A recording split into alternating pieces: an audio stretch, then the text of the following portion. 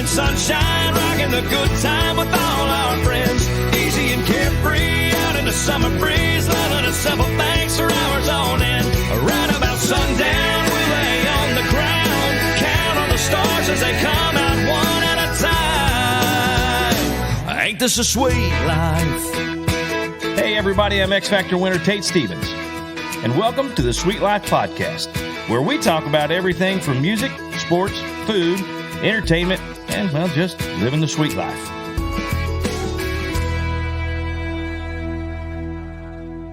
Okay, today's show, we have a good friend of mine, and just happens to be cousins to AJ. Actually, AJ's my cousin. AJ. We got Daryl Cronk, or Coach Cronk from last week's episode where he left us a nice review. Yeah, man. Daryl, thank you for doing this. It's going to be fun. Yeah. We got a lot to talk about. Thanks for having me out. Appreciate it. We got a lot to talk about. So, baseball, obviously, you're coaching at Avila right now. Yep. Head baseball coach at Avila. You've been there for... This is the year 10. Year 10, number 10. All right. So 10 years there, and we're gonna talk about a lot of stuff. So we're going to cover a lot of this, but just kind of a quick little overview. Graduated high school in 1994 from the Belton High School. The Belton. When people say that, the Ohio State, I'm like, yeah, I guess I get it, right? So the Belton High School. That's right. Went on to Pitt State, played baseball at Pitt State, and then so on and so forth, and we'll get into all those cool stories. So, why did you start playing baseball? Like, what attracted you to baseball more than something else? Well, I guess when I was young, lived in Salem, Missouri, and there wasn't a whole lot to do other than feed the cattle and do chores. And so the only fun thing I really had was I had a ball glove and a ball, and figured out that I could throw a baseball a little bit, and that was just from 5 years old. Nice. I love to throw a baseball. So now, who did you have a friend, a dad? Somebody's dad was a baseball coach, or one of your buddies there. Is that how did you play catch with them? They're like, hey, why don't you play baseball with us? Or yeah, my dad would try to play catch with me, but right. He would tell me not to throw it very hard, and at 6 years old, right. so you're just winging it. Anyway, so now, I had, some neighbor kids that we'd get together and play catch, play ball, and that was kind of how it was. Right. And then when did you guys move to Belton? 1984. So, all right. So 9 years old, something like that. Right. Yep. I moved in 81. You were. I think you get when they helped you guys move. I think you guys put me in the closet because I was a little baby. Well, and they probably shouldn't open the door. Maybe I don't know. Maybe they should have left me in there. Yeah, that's terrible. That's awful. So I moved in 81. We moved from Texas to Belton in 81. So I started first grade in Belton. Yeah. So this is 84. So we're baseball. What did you guys? You play traveling baseball, like through junior high? Yeah, there wasn't much. I'm sure there was a little bit of travel baseball, but right. Belton, Missouri, man, it was. I used Summer league. That's right. It was just J.J. Mosby out there at the park, and whatever team I ended up on, right. My dad being a preacher, he would tell the coach, if you have practice on Wednesday night, my son won't be there. And so I'd be embarrassed, and they'd be like, all right, Yeah. Seemed like it'd always work out. But no, there wasn't much travel ball, at least around where I was exposed to. Right. And it was just practice through the week and play a handful of games on Friday or Saturday, and that was about it. So coming into high school, of course, we graduated together. Now, who was it? Was Howard the coach? It was not. He was right before I got to Belton. Okay, that's right. Because so he was because Pooch went. Mm-hmm. Yeah, that's right. That's right. So it was. It was actually Belcher. Belcher was there for my first half of my first year at Belton. Right. And then it was Reynolds. Greg Reynolds. Oh, Greg. Greg Reynolds. Gregory. Gregory. Oh, and didn't Royce help also? He did. Was he? He did. Coach Bame, he sure did. Coacher. Yeah, that's good stuff. I remember one time he was, I think it was Troy Greenwell was up to the plate, and Coach Bame was trying to say "Let's go Troy," and his voice cracked on Troy, and man, the whole dugout let him have it. He kind of gave us a couple hand gestures. And Yeah. So you're number one. You guys are number one. Oh, cool. So okay, graduated in '94. You said, hey, I'm going to Pittsburgh State. I'm gonna be a gorilla for 4 years or however long it takes me to get out of there, right? Yep. So what made you pick Pitt State? Well, coming out of high school, I knew I wanted to play baseball, and I didn't really have very many. I didn't have really hardly any offers. I had Avila, where I'm coaching at now. I remember they came out and wanted me, and they gave me an offer. And Missouri Western wanted me to come up and kind of walk on type of thing. Right. And I ended up the first semester out of high school, I just went to Longview, and I was thinking about maybe trying to play at Longview, and just didn't fit right for me and feel right for me. Right. And an old buddy of ours, Kevin Murphy, he went down to Pitt and was down there, and he was really trying hard to get me to come down. And honestly, that was the reason. He was the sole reason that got me down there. Yeah. And went down there and watched a practice and had a little workout and threw for the coach down there, and the next day he offered me a scholarship to come down. Hey, that's awesome. You know what? In baseball, we'll talk about scholarships for baseball because it's completely different than any other sport. Oh, yeah. You get like one per year. Pretty much. You have 27 guys, you get one scholarship. Yep. Figure it out. Yep. You buy everybody a Coke, and that's your scholarship's over. So it's terrible. It really is. Yeah, you're right. Unfortunately, and even at the Division I level, it doesn't matter if you're, D3, NAIA, D2, Division I. It's all the same. It's really, and I don't understand that. And maybe, do you have any?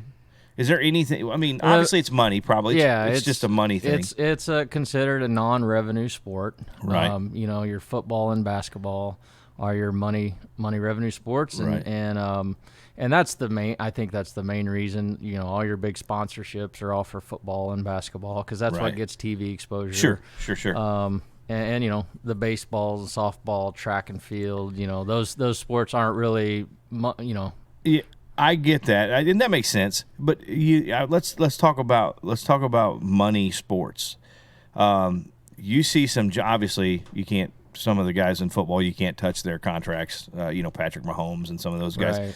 But you look at like Albert Pujols with $250 or $80 million I mean, that's ridiculous money. That's guaranteed money. Yeah. Football's not guaranteed. Right. They have a signing bonus that's guaranteed, but they are not. Their money's not guaranteed like baseball. Right. So, but you look at these. You look at some of the lineups. You go through any college lineup, and I can't say any because I'm sure there's some people are like, oh, I played at so-and-so. We didn't have any professional drafted guys. But you look at a lot of the bigger schools, and they have a lot of guys who've already been drafted. Mm-hmm. Playing college baseball, they're just finishing out their career or they have to play for – now it's like you can't come out of high school and start playing professional baseball. Right. So you got to go to college for a year or two or whatever it is. Right.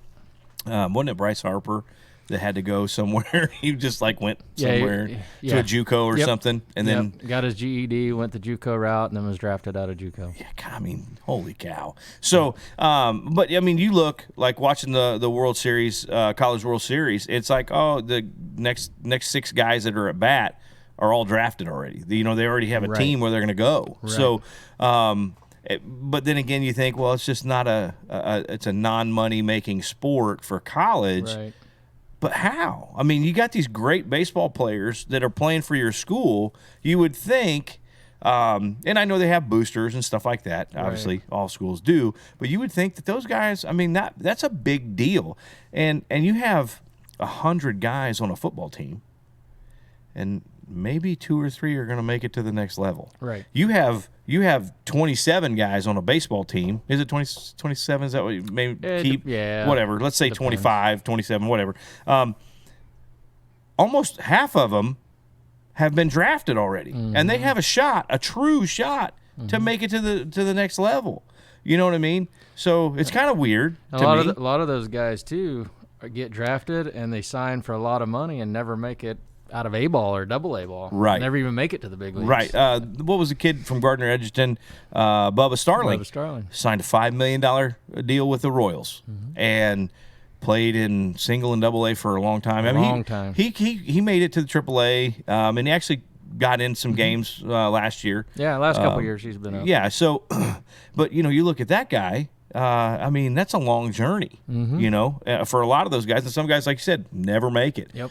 Or you get called up just to run bases. Yeah. Yeah. Special. Talking to another guy who played professional baseball, drafted, and went the baseball route, and he was like, it's not what you think, you have that same kind of story. So we'll get into that. So college comes, you finally make it to Pitt State, and you're like, okay, you buy into the Guerrilla Nation thing, right? It's great. It's great. When you go to a football game, going and watching their football, they have some of the best fans in the MIAA for sure, I think. So you go in, you're all in Guerrilla. How did you start your freshman year? Let's go walk through your freshman year, kind of walk through your college career, year by year, starting, not starting, whatever happened. Yeah, so I get down to Pitt, and my fall of my freshman year, we're, every school plays like some junior colleges and stuff in the fall, some scrimmages. Right. And so coach told me, said, hey, I'm going to give you a start against Fort Scott Community College. And this was September, October of my freshman year. And it wasn't pretty. It was not pretty. I did not succeed that day. Your stuff wasn't working. There was nothing working. Except them smoking the ball. Yeah. I had a crick in my neck from looking back at the ball leaving the yard a few times. So, wow. No, but it was, looking back, it was just obviously it's humbling, right. Number one, but number two, I figured out at the college level, coming from high school, I could strike guys out with my fastball. I could strike guys out with my curveball. Well, that doesn't just work at the college level anymore. So I had to learn a changeup. Right. And it became apparent that I was going to have to learn one pretty quick. And so anyway, going from a huge failure of that day. Right. Thought the sky was falling, never was going to get a chance again. Oh, yeah. It put me on a path. Right. To I got to learn how to really, really play at this level. And right. So anyway, I ended up learning a whole winter. I spent that whole winter really trying to develop the pitches that I knew it would take to be successful. Okay, so you come in. You talk about I got to learn to change up. Right. Your pitching coach at Pitt State. Mm-hmm. Was he like, all right, man? Hey, look, Daryl, this is how you do it. Throw it here. I mean, is that? I know I can't say anybody can throw a baseball. You know what I mean? I mean, because we can rear back and let one go, right? And we don't know where it's going. You know what I mean? As a pitcher, you can hit spots. Right. I can throw it at the catcher, and it might hit him somewhere, right? But as a pitching coach, and because you were a pitching coach right. also later on, sure. after you get out of college and do the thing. How do you teach a guy to throw? How do you teach a guy to throw? I mean, hold it like this and just throw it? Yeah, I mean, there's it's like a lot of things. There's lots of right ways to do things, lots right. of wrong ways to do things. But a pitch like that, it's unique to the individual. I knew how to throw one. I just had no confidence in that I was going to do what it needed to do. Is that a big thing about pitching? Just having confidence in what you're doing? Absolutely, 100%. Because, like I said, if you're a pitcher, let's just group all pitchers together. If you're a pitcher, you can throw a fastball, you can throw a curveball, most of them, sure. and you can throw a changeup and maybe a slider or something that moves, some sort of breaking ball or And is it just the difference of your now obviously some guys are stronger, they can throw it 100, but is it just the confidence in that? I mean, broadly, and we're talking broadly, is that the difference between some pitchers? They just have more confidence in their ability or how they throw something? Yeah, I mean, it's confidence is huge. It's key. Nobody's successful with having confidence, but of course there's other things that go along with it. You have to be able to throw strikes. You have to be able to work off your fastball, and that was just something I had to learn. I just can't rear back and throw it as hard as I can across the middle of the plate, because that ball in high school. I had success. Right. In college, it's not going to work. So you got to hit the corners. You got to pitch off the plate. You got to throw changeups. You got to throw sliders. You got to set hitters up. Right. And that's what college was about for me. It's what I had to learn. So mental. It's more mental than really. Why did I say mental? I'm British. It's more mental now. Really.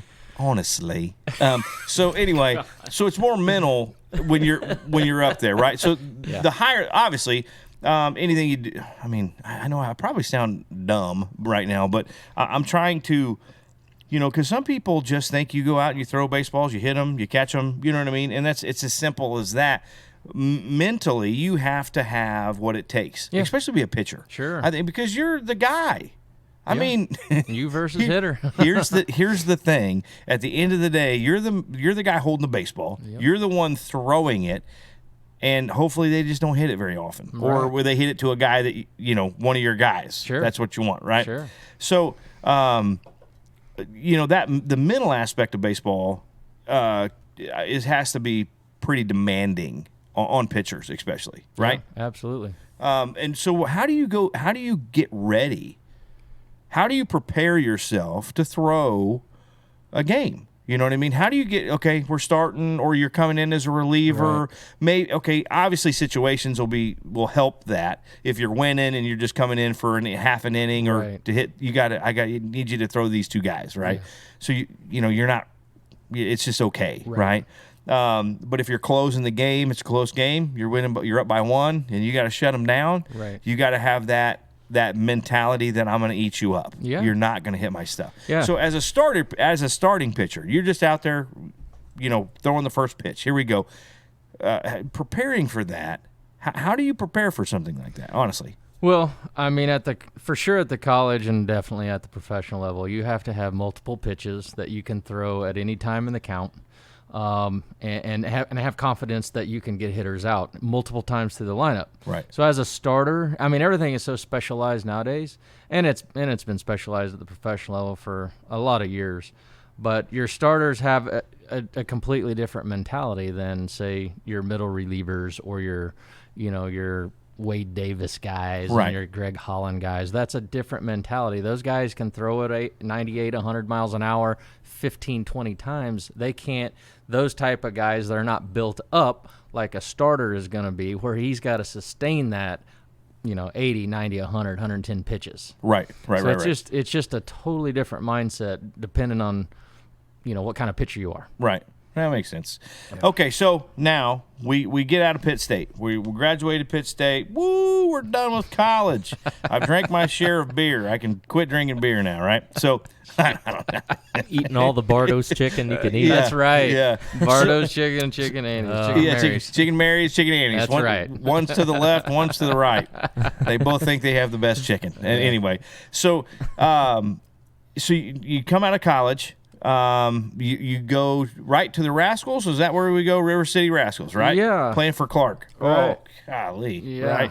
So, I had, there was a little bit of talk my junior year, senior year, possibly getting drafted. I had a few teams talking to me, to coaches, a little bit. And, there's ended up, maybe barely 6 feet tall. There's a lot of guys that's 6 foot tall and throws 88, 89, maybe 90 miles an hour. Right. So, ultimately I didn't get drafted, but I had an offer from the River City Rascals. Yeah. About halfway through my senior year at Pitt State. Right. saying, hey, if you don't get drafted, we would love to have you come, come play. Right. So literally, I remember getting in the mail a contract for the Rascals. Well, I was still naive at the next level. I get this contract. I think it's a done deal. I'm on the team. I have a contract. Yeah. And so little did I know that when I showed up in St. Louis for, training camp, so to speak, it was only about a week long. Right. So literally as soon as my last game was played, my senior year, less than a week later, I'm in St. Louis. And I'm, I have this contract in hand. I'm getting out of the car, and I see all these cars. Literally, there was probably 100 cars in the parking lot. And I see these guys carrying Houston Astros bags and LA Dodger bags and Boston Red Sox. I'm like, who are these guys? And little did I know, there was about 60, 70 guys that were all, quote unquote, trying out for the Rascals. And here I am, just a, college, 4-year college, 3-year college starter, thinking, had a lot of accolades, whatever in college. It didn't matter anymore. Right. None of that stuff mattered anymore. Those plaques didn't matter a hill of beans, Yeah. So I'm still like, I'm naive. I'm like, and then it hits me. I'm like, these guys are former, like, big league guys, pro guys, guys that had. So anyway, I get out there, and we get Jack Clark, it was our manager, and Dick Schofield, former Angels shortstop, Greg Matthews, former Cardinals starting pitcher. Those were our 3 coaches, and so they talked to. We're sitting in the stands. There's probably, like I said, there's probably 75, 80 of us. Wow. And I'm looking, and then it's sinking in, like, oh, I don't think I've actually made this team yet. This contract got me there, right? But I haven't made this team yet, and so then I'm just, the heart starts pounding a little bit. It's like, man, I gotta just do what I can, Yeah. So anyway, long story short, I remember Greg Matthews calling all the pitchers, and there was probably 30, 35, 40 of us, right? And so he told about 20 guys to go sit in the stands, and I was not one of those guys. I was with this other group, right? Said, you guys warm up, you're going to get about 10 pitches in the bullpen. And so I'm like, okay. So I warm up. And so I had my big pitch in college for me was a slider. Mm-hmm. So I get up, I warm up, get up on the bullpen. There's another pitcher right beside me. We're kind of alternating pitches. Greg Matthews sitting there watching us. There's a couple other people watching us as well. And no pressure. Yeah, no exactly. pressure, right. So I throw 3 or 4 fastballs, and Greg stops me, and he says, hey, what else do you throw? I said, slider changeup. He said, well, let's see your slider. So I threw one slider, and he said, throw it one more time. So I threw another slider, and he said, okay, go sit over in the stands with those other guys. So what had happened was Greg had already knew about these other guys that had played in affiliated ball, right, with different major league organizations. Right. They already had a little bit of a pedigree, and here I am just coming from college, so he didn't know who I was. So, the general managers who contacted me about coming, but he's not the one cutting people. He's not the one making decisions. So anyway, I get over and I'm talking with the guys sitting down, and they're like, well, yeah, all those guys out there pretty much have no shot at making this team. So I was like, wow, I was in that group. Hey, they just forgot my name. That was on the wrong list. So, luckily for me, I threw a couple really good sliders, and it was good enough that he sent me over with the other guy. So anyway, I threw in a couple scrimmages that week and did really well, and ended up making the team. So you go from Pittsburgh, Kansas to O'Fallon, Missouri. Mm-hmm. Just outside St. Louis there. Yep. And you got, like I said, Jack Clark and Schofield, all these major big. Jack Clark could hit the baseball. Yes, he could. He was the Cardinals slugger. He was one of those guys, and so that has to be a little intimidating. Sure. You're looking at these guys like, wow, you guys. I watched you on TV. I know who you are. That kind of stuff. So when you get in there, now you find out, damn, I was just here to try out. It wasn't even a real thing. Like, think about it. They got me here just to try to see if I could make the team. Right. You got there going, well, wonder what number I'm going to be. You know what I mean? Exactly. And now you're like, dang, I hope, this is different. So you make the team in 99. Yes. And then, so how were you there? 2 years? I was 2 there seasons? 1 full year. Okay. 1 full year, yep. And then you came. So now this is the part that people don't understand about baseball, right? Here's the truth about minor league baseball. There's no money. Very little. You know what I mean? It's really. I mean, it's worse than having a part-time job for most guys. Absolutely. Yeah, absolutely. I mean, I got there, and once I made the team, I mean, probably the one of the coolest days of my life was walking in, opening up your locker, and you have a check to play baseball. Now that check was about $200 for 2 weeks, but but that was that was cool. Yeah, absolutely. But at the end of the day, that don't go very far. Yeah, and right, my absolutely. daughter was born that summer. Yeah, so it Bailey. didn't take me very long. It did not take me very long to figure out making $800 a month. Hardly bought diapers. No, yeah, absolutely. So now, you're a new family. You got a baby, and so are they lived out there with you, right? They come out there, or they stay here? Well, Bailey was born in July of that summer, so they were still in Pittsburgh, and all right, and then came out there a few times. So so you're out there by yourself, kind of, really, and sending your $800 a month home. That was gross, by the way. That was not net. That was not netting. But you know what I mean. So you're sending your money home and having to try to make it. Because this is, every little kid. I thought I was going to be a professional football player at one point in my life, and realized once I got old enough that, when you're 5'9" on a good day, that's just not, and you're not very fast. It's just not really going to happen, right? Right. But everybody, you're going to be a basketball player or a baseball player. So you had those dreams. I mean, every little kid does, we all dreamed big when we were little kids. And then, so you made it. I mean, you're getting paid to play a game. Mm-hmm. That's awesome. Not a lot of people can say, hey man, I started playing Little League baseball and I made it through high school. And then I went to college and I got my school paid for, playing baseball, playing a game I love. And then I got paid to play baseball. I did good enough that I was able to make money playing the game I love to play, right? That's right. I mean, not a lot of people can say that. And obviously, everything ends for, whether you comes play to an end for everyone. Yeah, absolutely. So now you come home, you're like, no, that's not going to work, man. I got to do something else. Right. So you come home, you get a job. You're like, all right, well, let's figure it out. Who am I? Who am I right now? You still want to be a part of the game, or any way that you can be, right? So you take some time. You're like, okay, get my head on right. Let's go do this. So you get a coaching job in the high school with Pembroke Hill. Yep. Right. And so how long were you at Pembroke Hill? I was at Pembroke for 4 years. 4 years. Okay, so you had a good little run there in high school. Did I hear you were an assistant? Was it assistant coach of the year or something crazy like that? Yeah. Was at that Pembroke Hill? Yeah. Yeah. I mean, was. see. Here's the deal. Let's not overlook those kind of accolades.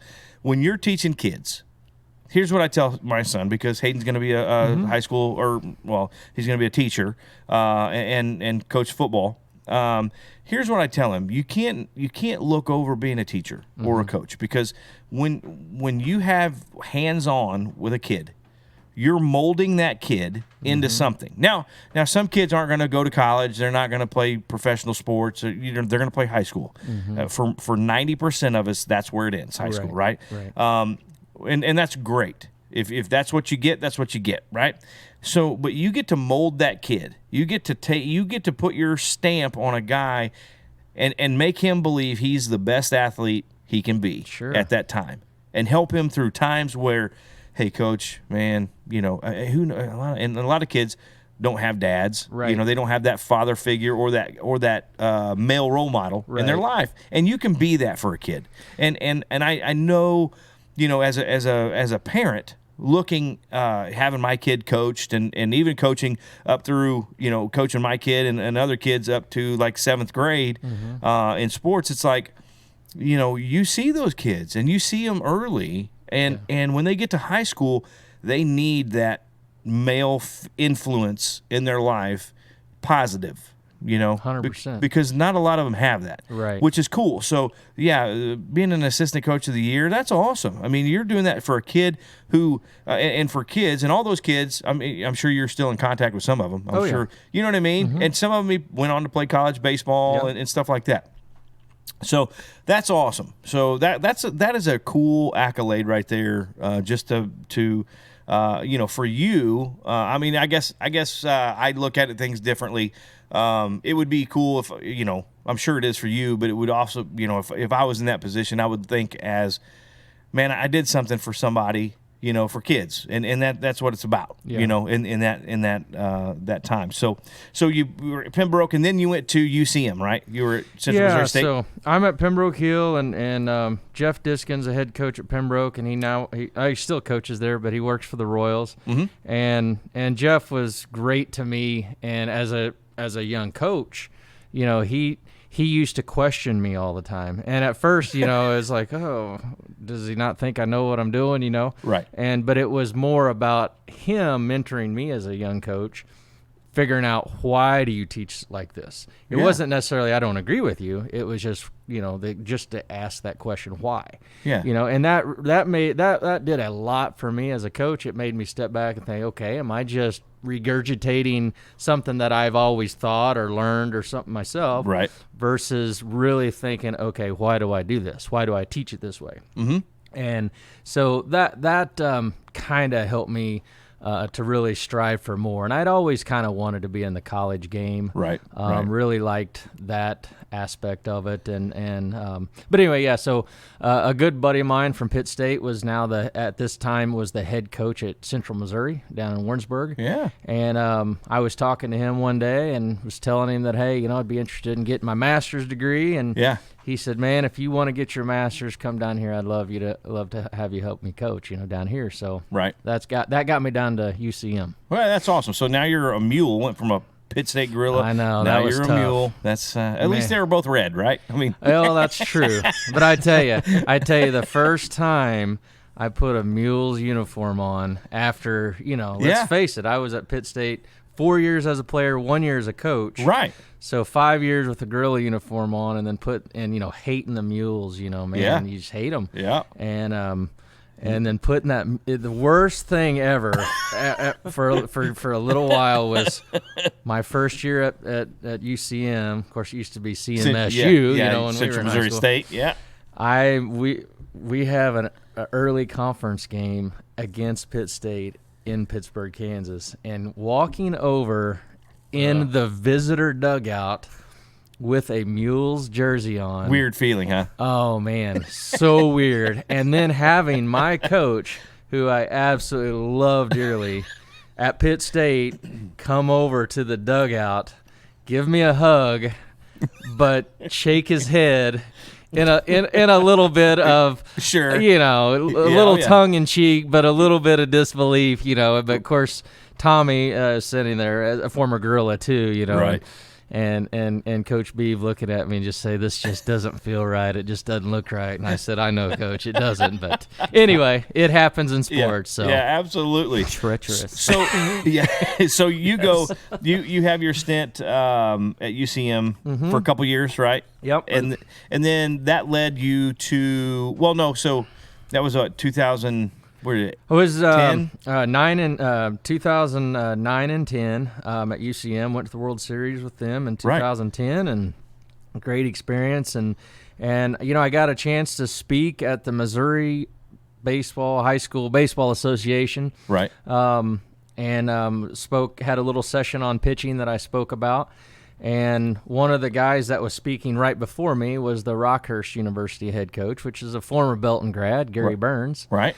And we got to talking after the sessions, and he asked me what I was doing at the end of the into the season. Right. And I said, man, coach, I don't know, looking for, looking for another opportunity. And he said, man, would love to have you over at Rockhurst. Yeah. And so, lo and behold, I end up over there. So, so you go, okay, so UCM, then to Rockhurst. Into Rockhurst. For a year? 1 year. Now that's when you go to Avila, right? So, so the Avila job came open, and, I as an assistant coach, you're always looking for that head coaching position. And, right. And, after I think I sent out a couple resumes here and there, but, nothing too much yet because I'm just barely removed from, high school coaching. Right. 2 years at UCM, and then now I'm at Rockhurst. And the end of the, I think it was early summer of 2011, the job came open at Avila. Mm-hmm.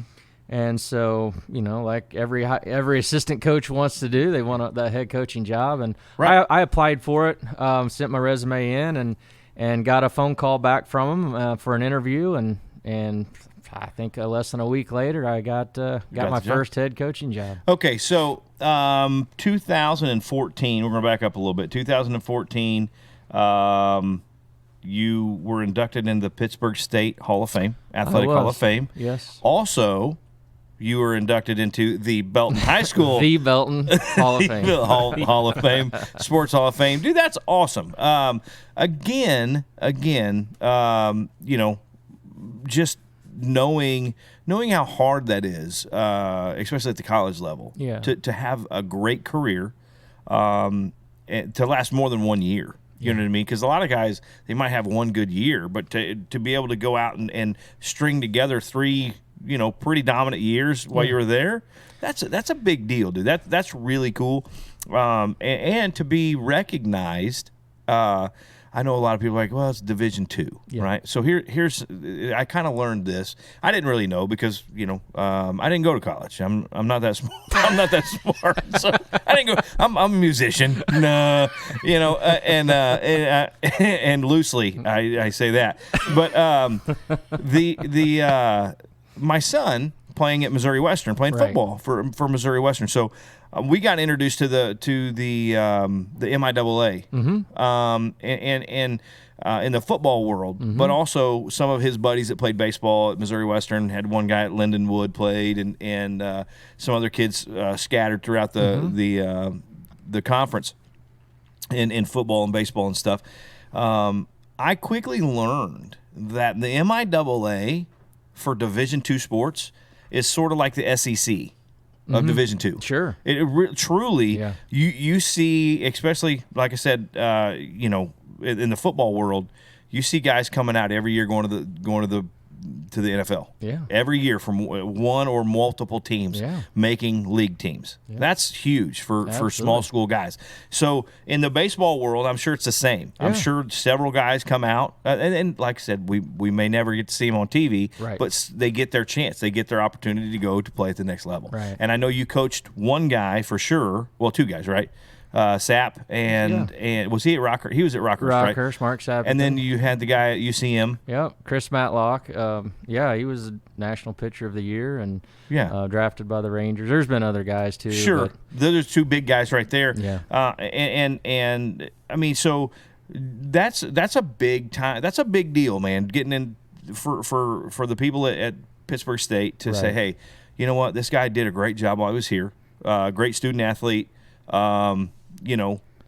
That's a high honor, dude. That's really cool for you. Yeah, I mean, going back, my sophomore year was like a breakthrough year for me. I ended up I was on a great team. I mean, first and foremost, I was on a great team.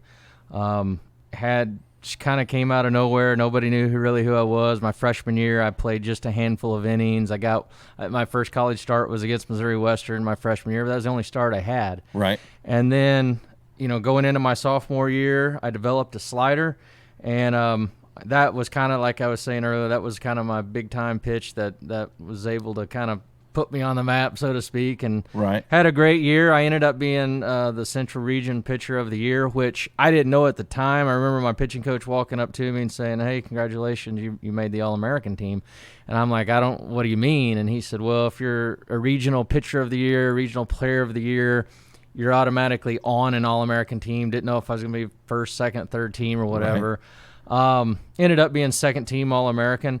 But I only say that because, man, my second baseman was an All-American. My catcher was an All-American. Right. I had so many great players around me that those guys, bailed me out, so many times. Yeah, the pitcher-catcher relationship has to be to be able to be, because he has to live in your head. Oh, yeah. He has to know what you're thinking when he calls a pitch. Yep. If he might know that you don't want to throw that pitch right now, but he needs you to throw that pitch. Yep. And when he gives you the like, hey, give it to me, and you shake it off, and he gives it to you again, and you're like, okay, here we go. I'm going to trust you. I mean, that's that relationship. So, absolutely. That's the relationship. So do you get to call the catcher get to call a lot of the pitches, or does he get them from the coach and then kind of determine where he's going to be, or is that just strictly your catcher's calling the game? Every coach, every school's kind of got their own thoughts and philosophies on that. Right. Pretty much our catcher made all the calls. And of course it's up, the pitcher can shake him off if you're saying, if he wants to. I can probably count on one hand how many times I shook my catcher off. Right. And the reason why I can count on one hand is because it usually happened my first couple years, and the pitch that I ended up throwing ended up getting, hit a mile away. So I just thought, you know what, I'll just trust my catcher and just put my trust in that, and that's makes it simplifies things too. Sure, absolutely. Throw what he wants me to throw and blame him if it gets hit out. Blame him. Yep. You're like, hey, dude, I didn't want to throw that. I didn't want to throw. You made me throw it. Yeah, I wanted it in the dirt, and you threw it eye level at him, and he threw it right down the belt. Yeah, absolutely. So, well, that's awesome. So, we got through the college. Now we've kind of made our way back to Avila. Yep. The University of Avila. You've been there. This is 10 years. Year number 10. Yeah. What is it like? So first year 1 to year 10. Mm-hmm. I know there's blessings and curses throughout the whole time. Oh, yeah. But what's the takeaway for you? If let's say, and God forbid, you don't get to coach anymore, but let's say today was it. Mm-hmm. After year 10, we're done. Mm-hmm. Daryl, you know what, man, we're going to go somewhere else. And you're like, you know what, that's fine, because I'm kind of done. I'm kind of okay with being done. What is your takeaway? What would you want to say? Like, okay, when they say Daryl Cronk was a head coach, what is your takeaway for you? What's been the best thing about being a head coach? The relationships, 100%. I mean, I would be lying if I didn't say I didn't love those conference championship years and those regional appearances and all of that.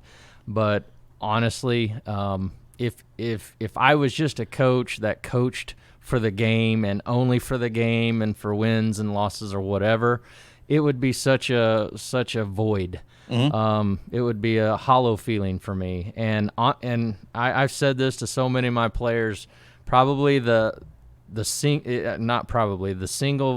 biggest highlight of coaching for me is, I mean, I had a text from a former player from 4 years ago that texted me today. Right. Just, hey, how you doing, coach? Right. Miss you, man. That kind of stuff. Getting wedding invitations, getting phone calls, getting, hey, coach, me and my wife are expecting our first child. That, to me, if I didn't get that part of it, it would be so hollow for me. Really? Yep. 100%. That makes sense. I mean, so there's a couple kinds of coaches. You have players coaches, mm-hmm. and you have coaches, mm-hmm. right? And that's in baseball, football, basketball, I'm sure. Mm-hmm. Hayden and I were talking about, what kind of coach you'd love to have, the kind of blend of both, being a player's coach, but also being that coach's coach. Like, okay, I'm the head coach, or I'm the coach. Mm-hmm. You listen, you do what I say, kind of thing. Right. But in that way of being able to build your guy up. And I had some great we had some great coaches at Belton growing up. Coach Davis was a great motivator of kids. Coach Bain was a good one. Coach Bain.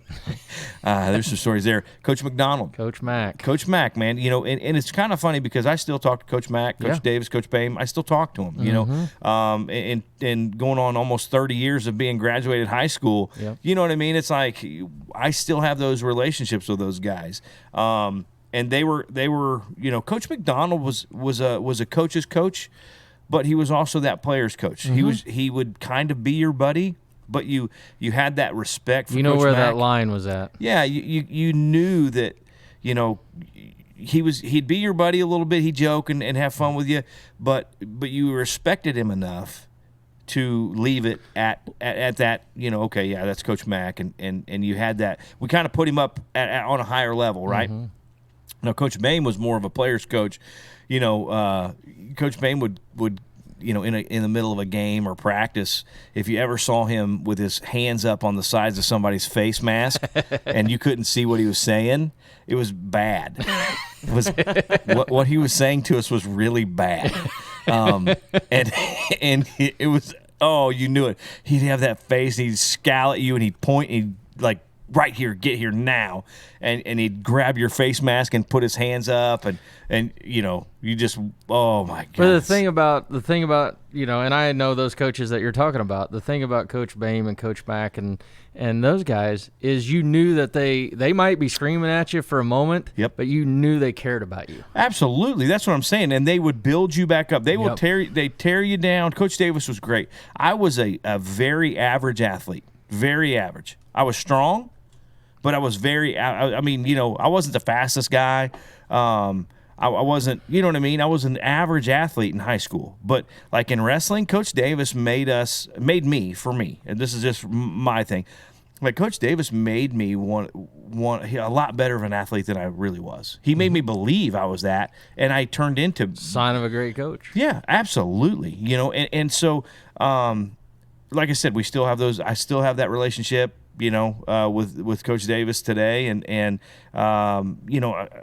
Coach Bain the same way. I mean, he would tear you down, and make you feel like you weren't worth a damn. And then in the next play, he would build you back up bigger and better, literally, I believe we would run through walls for those dudes back then. You know what I mean?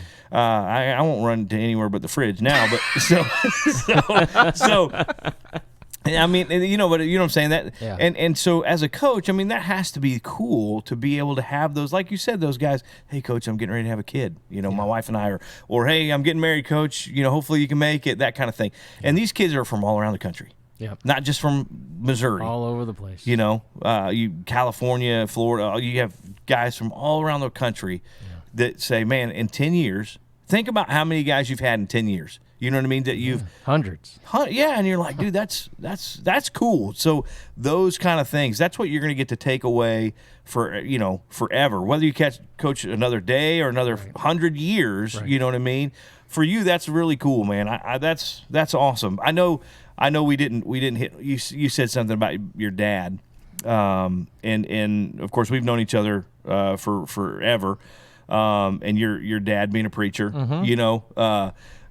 having your so I know we're kind of circling the wagon again, but your dad being a preacher, that has an effect on everything you've done your whole life, for sure. But and I'm sure it was hard sometimes in college and in high school when some of us, I'm not going to mention names, me, in high school parties, I'm just saying, you know what I mean? Where you really had to be, you were a preacher's kid, and you weren't able to do some of the things. You got to watch out for them preacher's kids. I know. But you know what I'm saying? But yeah, you see what I'm saying? You guys, you had to, man, you got to go to the party, but you couldn't really do some of the things that, I'm not going to mention names, I was doing at the parties. You know what I'm saying? You see what I'm saying? So you had that. And in college, I'm sure that was not a hindrance at all. It's not a hindrance. And I'm not saying that to be,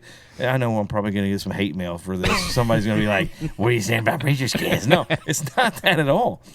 It's actually a good thing because you're able to pass that on, and not being preachy, because I'm not that guy at all. You're able to pass those kind of lessons. When you see that kid, when you see that kid, hey,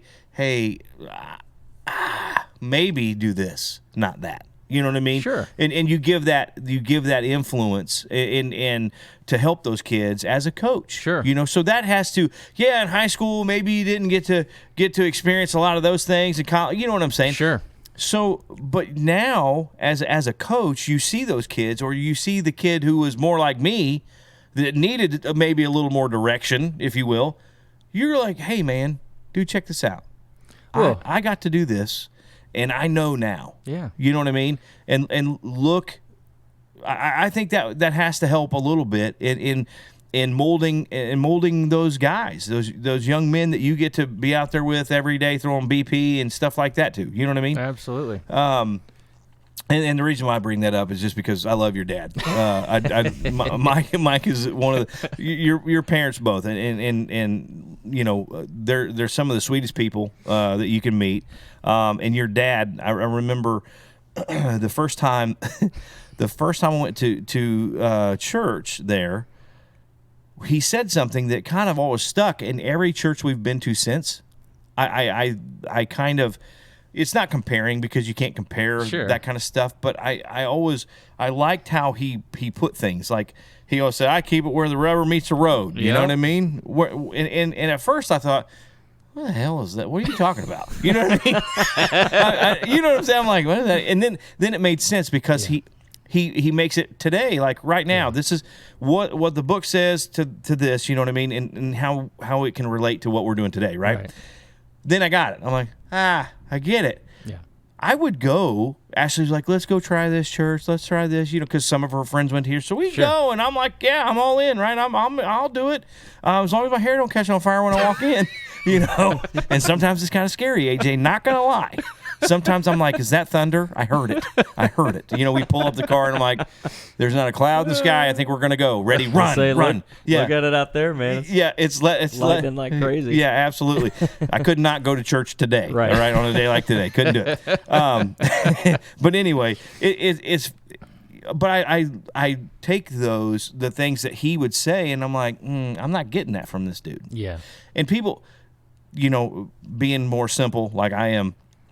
It's kind of, you know, your dad being a truck driver. Sure. You know what I mean? Yep. So he had to truck drive and preach, you know, at the same time. It's one of those things, man. Like I said, I know this isn't about baseball or anything like that, but you know, knowing you guys for a long time and your family and everything, and it's one of the coolest things. And I saw it was your birthday. What's that? Would you have a birthday? November. What did I see? Oh no, your dad. Your dad had. My dad had a birthday yesterday. That's right. So I saw that. That's right. And you said something, and what he said to you back was really cool, man. Just that, you know, that bond, that tight fatherly son bond you have. It's kind of crazy because we were at church one time, and somebody. Your dad said something, and your dad actually. I was talking to your dad about it. And it really hit me. Never before, like I said, I'm pretty dumb. I'm not gonna lie. I'm not real smart, and so it takes me a while to get stuff. You know what I mean? It does. I'm not. I mean, this is true. I can't lie. I am who I am. But I was talking to AJ's dad, and something your dad said.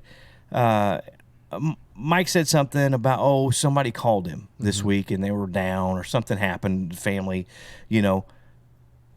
And I thought, wow. And it really hit me right there.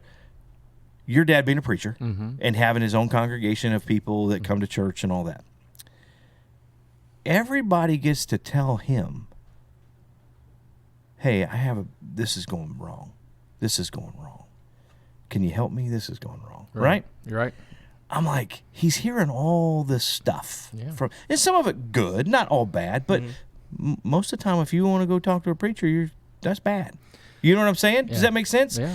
And I'm like, and it hit me literally. I'm sitting there, listening to him talk, and then all of a sudden, when he said that, I didn't hear him anymore. I didn't hear him talking. Yeah. It could have been ADD too, because I have that real bad. I could have saw something shiny, but I heard in my head, it immediately came to me.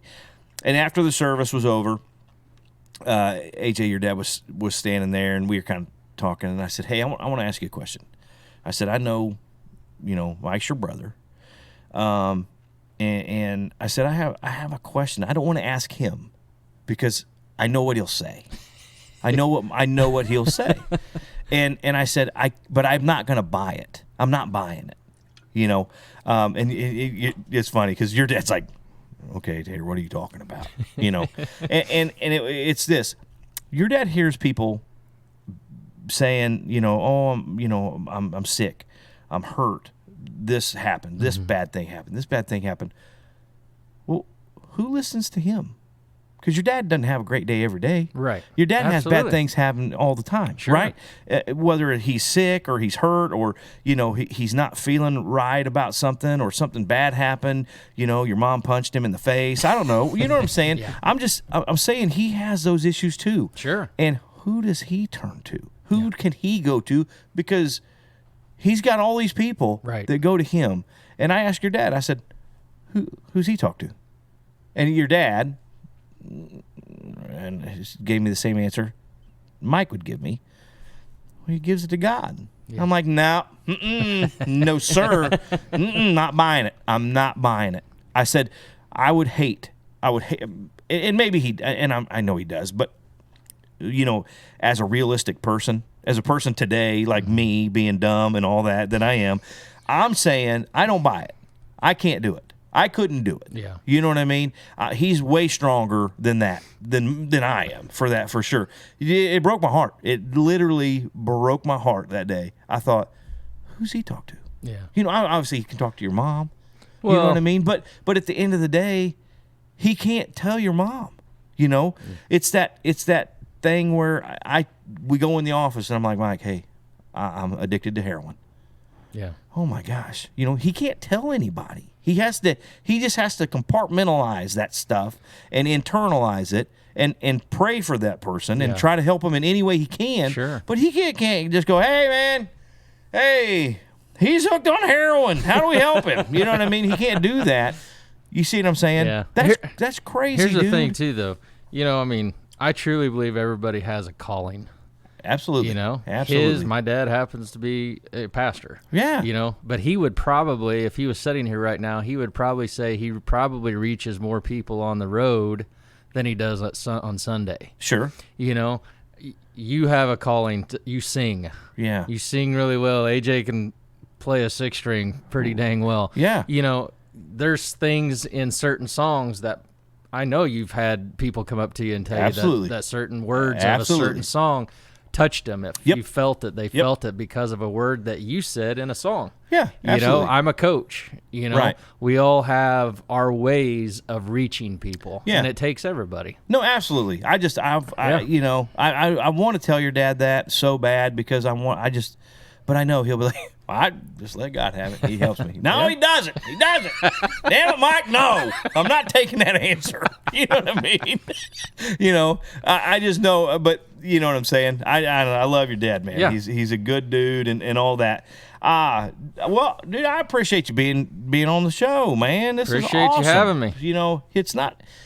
When we talked to Kevin Rogers a few weeks ago, man, I love it when I see people from here do great things, right? And a lot of people will be like, hey, he's a college baseball coach. That's awesome, man. Getting to do that stuff. And Kevin's a professional angler, and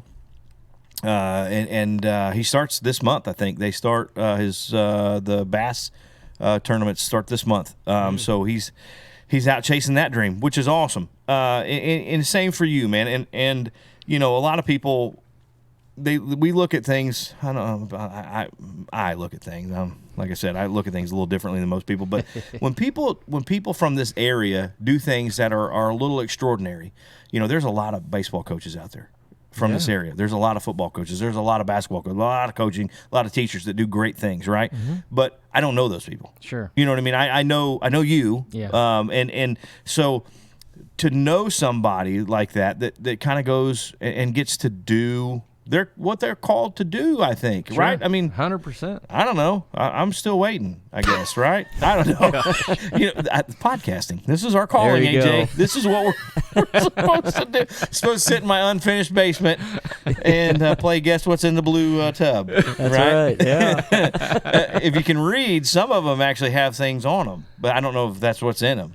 I wonder what keepsakes Tater has over there. Yeah. I don't. Like I said, it could not be anything in there that has anything to do with what's on it. Maybe that'll be next week. If we don't have a guest, we'll just go through the totes. That's awesome. That's a great idea. I'll do it. I know my wife will be mad. She'll be like, "You're making a mess."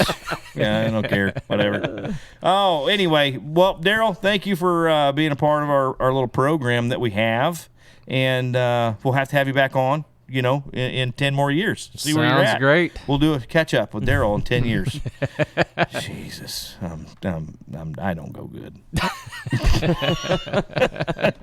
All right, hey guys, thanks for listening this week. I hope if you guys have any questions or comments or concerns, just let AJ know. He'll handle.